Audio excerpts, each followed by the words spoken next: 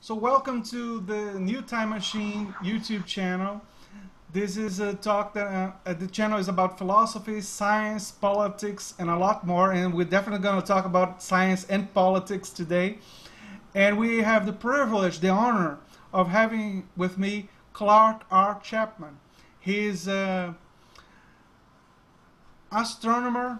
He did it in Harvard University, the bachelor degree in astronomy. He did meteorology in Massachusetts Institute of Technology, and his PhD in planetary science in the Massachusetts of Technology in 1972. He is a winner of the Sagan Medal, and he has such a long resume that I certainly cannot do it justice. So I'm gonna leave it at that, but say to him that it's such a huge honor for having him here to do this talk. We actually met on my honeymoon, and I would like him to start talking about that day. Well, yes, I'm glad to do this. My wife and I were in Monterey about a year ago, and we and a colleague went out to dinner at a very nice restaurant, and met you and your then very recent wife, and had a wonderful dinner together. And we talked about many things, and this has emanated from that. That's totally true. And it was a very interesting night for me because I was obviously very happy to just gotten married to my wonderful wife. And I was also extremely happy to know people who actually met and worked with people like Carl Sagan. Uh, and there was, I don't know if you, I think I told you that night that Sagan is like one of my biggest heroes. And I never met him, of course. Yes, you certainly told me that, and I was a student of Sagan's in college, and later worked with us involving the planet Mars, and published a few papers in which we were both co-authors. Yes, and when I knew not only that you knew him, but you worked with him, that he was a teacher, I was actually emotional because it was because my thing with Sagan is I think that people like Sagan inspire people like me to love science, to love and to see the importance of the scientific method much more than just a way. It's not just a way of knowing things. Yes, it's a way of knowing things, but it's a way of looking at the world, looking at reality, or looking at the universe, a way of doing inquiry or asking questions, or trying to understand the world around us. And I feel super inspired by people like him and by people like you and Alan Harris and people who do this work and and make me love it. I do love teaching and doing research because of that, I think.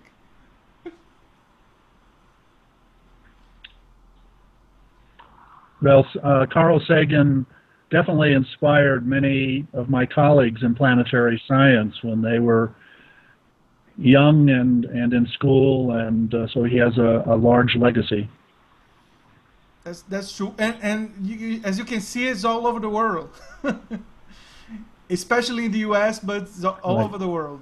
People who saw Cosmos were inspired all over the world. So the first topic I want to talk to you In about, particular. the first topic we decided to talk about is something that actually worries me and about Brazil and about U.S. and uh, in the world at large.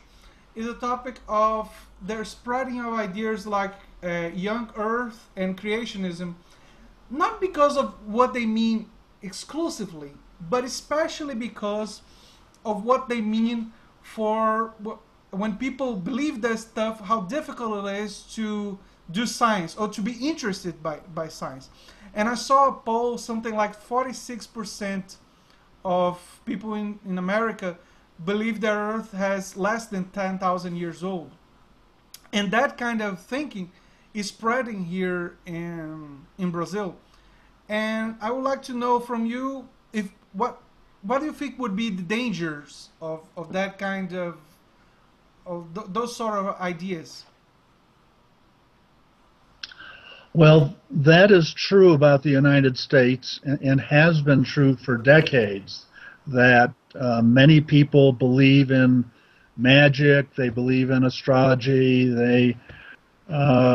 it's very sad, and I think that the reason is in part the educational system in this country. I mean, you might think that the United States, being a big and modern technological society, would that science and objectivity would be rampant throughout our country, but it isn't. And teachers here are paid very little. In some of the states of the United States, there are school boards with very conservative, often very religious people who actually restrict scientific arguments about evolution and other topics from getting into the school books.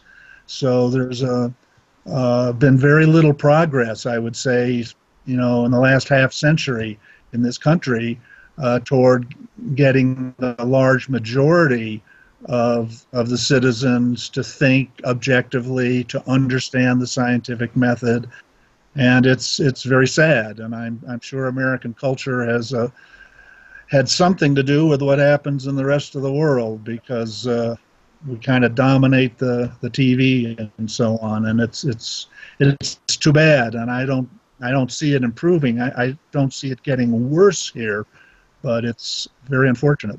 Yeah, and one of the things that I realized is that some of those ideas came from some of the mega churches that you haven't exist in the United States, and then they came here because it's also a big business.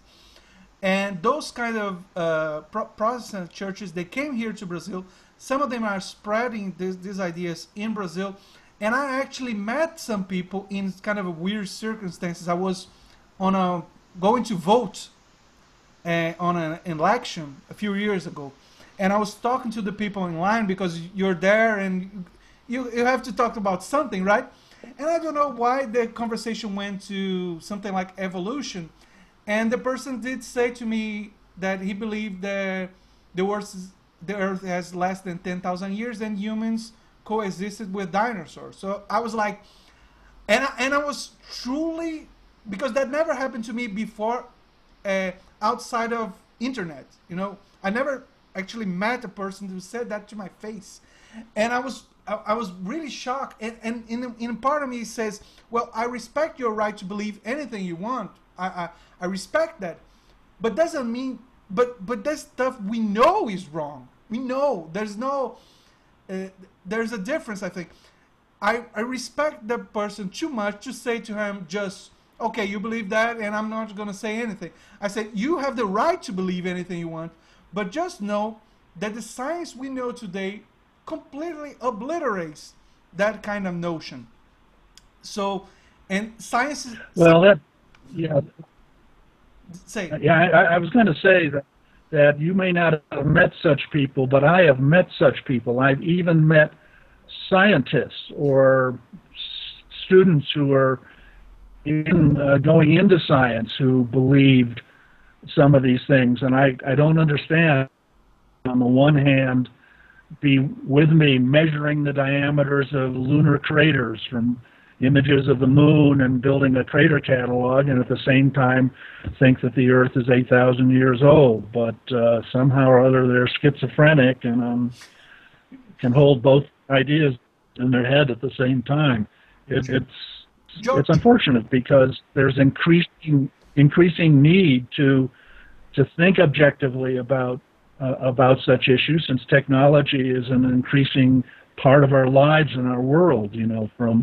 From the internet that we're using right now to communicate to self-driving cars in the future. People ought to understand and how things work and think objectively. It's okay to have fun and spin off into other ways of thinking, by watching a movie about fantasy or or something, but you got to come back to reality if you're going to function effectively in the world. And unfortunately, roughly half of the American population has not been trained to do that.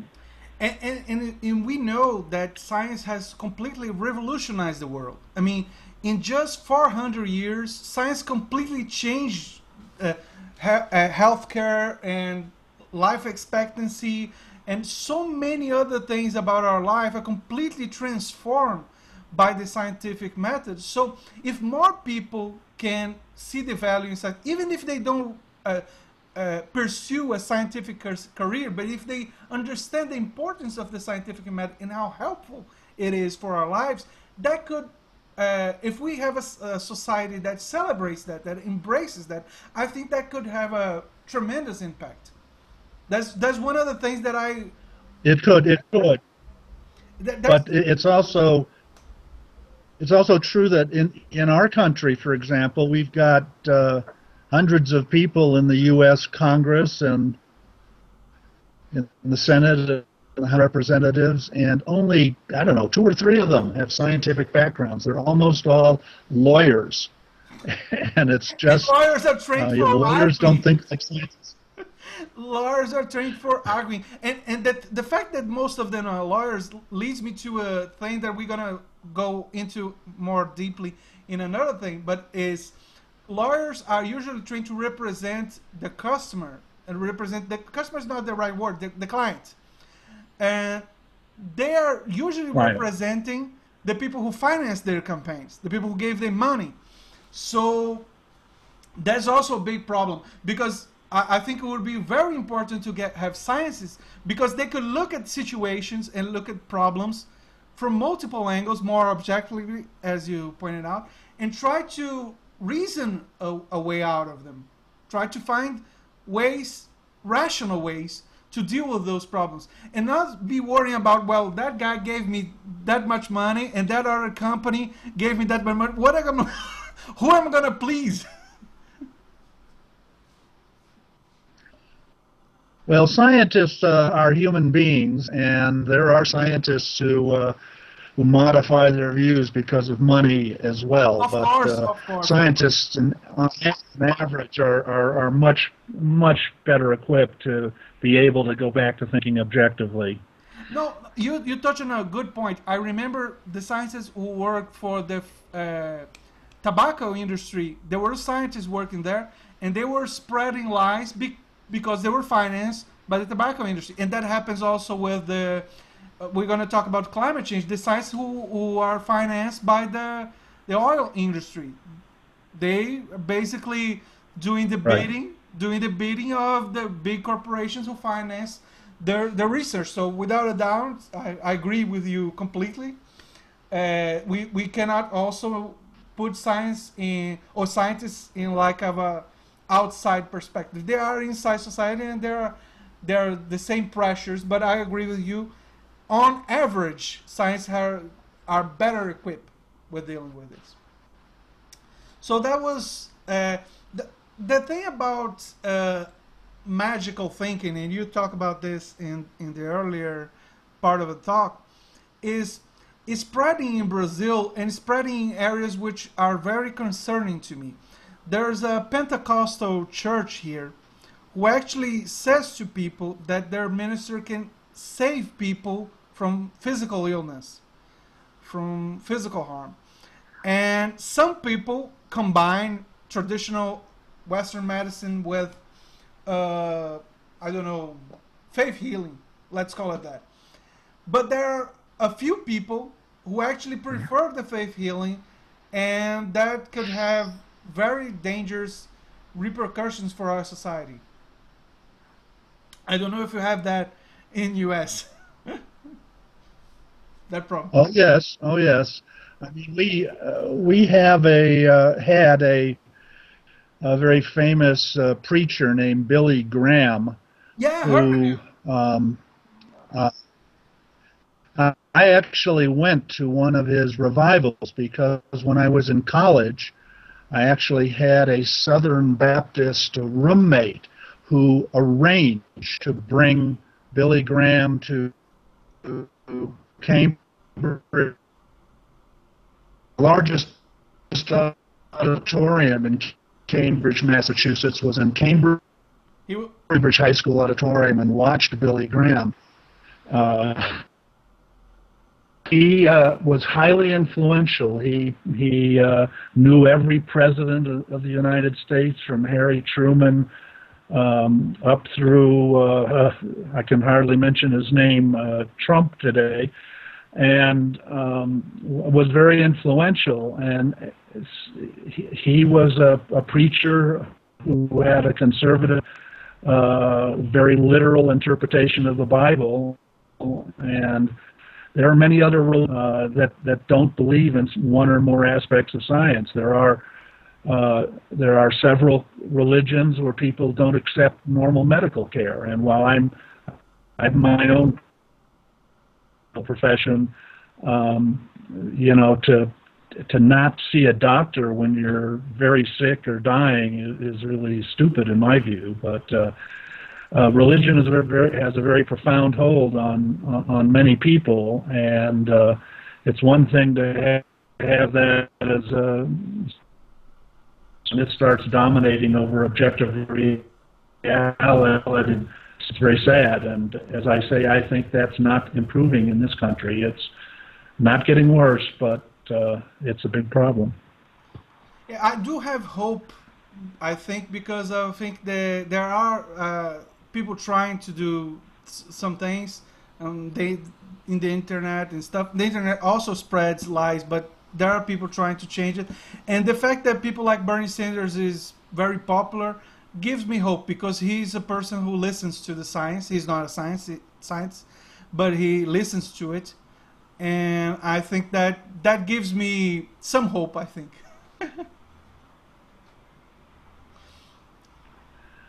Well, we're in a very difficult situation here with the person in the White House, and for that matter, many people in the legislature.